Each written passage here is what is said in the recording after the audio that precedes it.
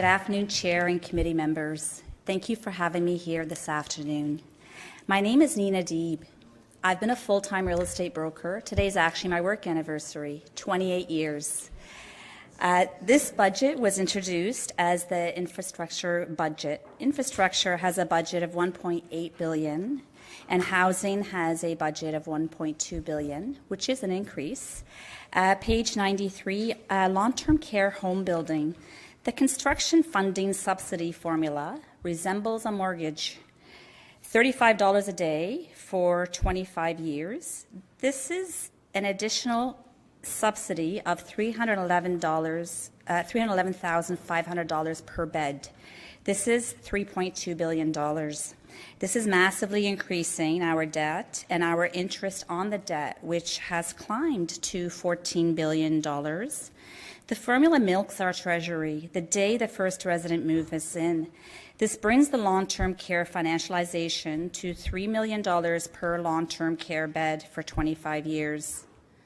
I recognize Brookfield Private Equity. The long-term care minister is under the Brookfield suite of corporations. Brookfield is one of the largest private equity corporations in the world, with over $900 billion under management. Brookfield's in the infrastructure business. Under the Brookfield umbrella of corporations is a publicly traded real estate brokerage, Royal Trust, which is finance, and LePage, which is the developer that built a house in one day, ventured into the real estate brokerage industry in 1984. This private equity corporation was named Royal LePage. Franchises were sold coast to coast to other brokerage brands and independent brokerages.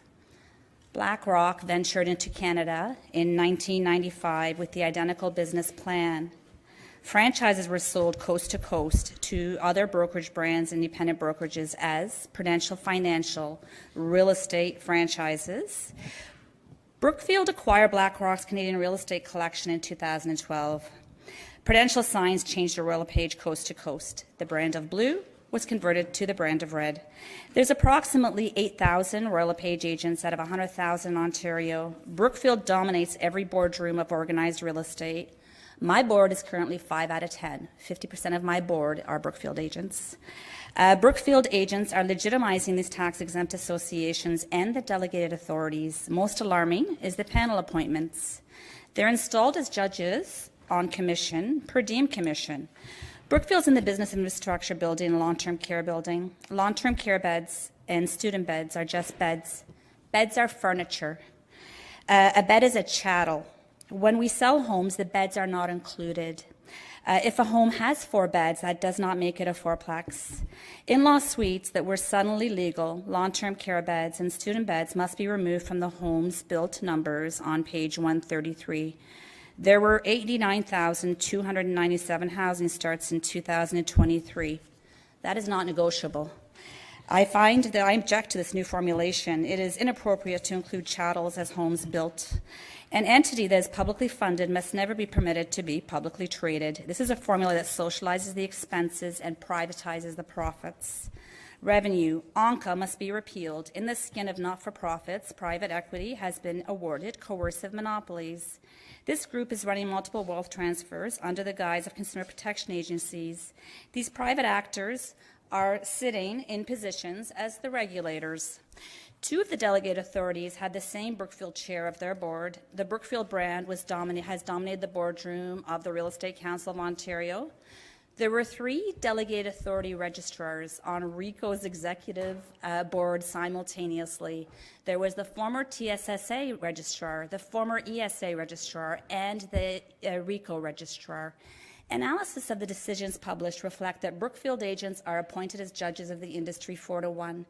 The delegate authorities are run by the same small group. None of these corporations pay taxes. Private equity is defunding Canada, Ontario, the municipalities and individuals. It stands in place of the experts of the sector they take over. Private equity is chewing up government and spitting it out like a piece of gum. This is costing us $250 billion. The people of Ontario are paying a fee for this and a fee for that. These policing corporations venture into vulture arbitration seeking profits. Privatization is not about keeping the lights on. It is seeking fees, fines, and AMPs. These entities contribute nothing to our country. They are extractors. The delegated authorities are breaking the law with impunity. These corporations must be removed from our economy the same way they were installed. Those we elected in the 90s installed forever corporations that we did not elect.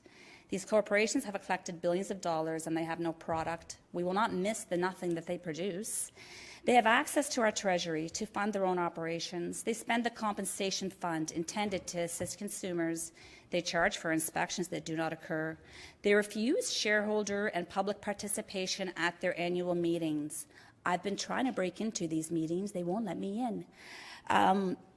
The housing shortage we are experiencing is what Ontario has budgeted for. When housing is planned but not budgeted, it will not be built.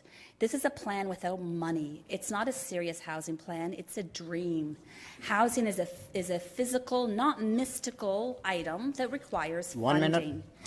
$30 billion of first-level provincial taxes were collected on housing. The province uses this housing taxation to build highways and long-term care beds. The request of $60 billion to be transferred to municipalities to meet their housing shortages was made at every level of the budget process. A bold housing plan requires funding. Checks must be written for this to occur. $357 million of federal funding was left on the table due to Ontario's fourplex phobia. This is a federal funding available, and there is more that was recently added to the federal budget. We must receive $56 billion of this federal funding that's earmarked for housing. Page 81, I object to the removal of provincial HST from purpose-built rentals unless this is deeply affordable housing. And on page 129, housing starts are down. While Ontario's population increased 1.7 million residents, housing starts were declining.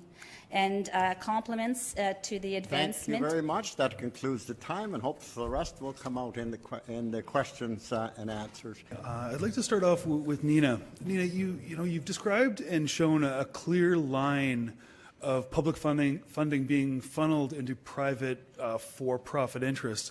Does it make any sense that this government leaves the creation of affordable housing up to private for-profit entities? Does that make any logical sense whatsoever? No, that doesn't make any sense. Thank you for the question.